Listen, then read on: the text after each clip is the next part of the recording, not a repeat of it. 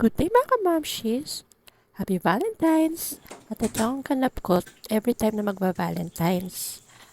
Gusto ko talaga na nag-give ako. Kaya nakaisip ako ng mga paraan para mapahiwatig yung Valentine's sa mga teachers ng anak ko at sa mga friends nila at friends din namin.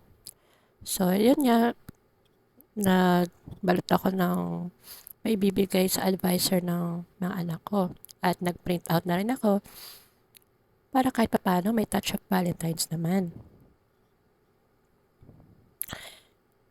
Ewan ko ba? Basta ganito na talaga ako.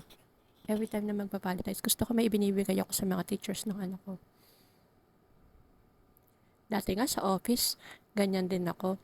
Yung mga ka-office mate ko, talaga nagbibigay ako ng mga anything na kahit mumurahin lang, like chocolates.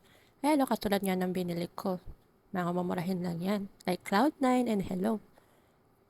Sabi nga 'di ba, it's the thought that counts.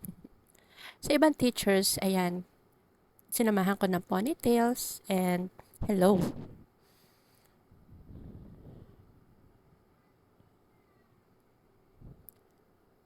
At least maparamdam ko sa kanila ng Valentine's.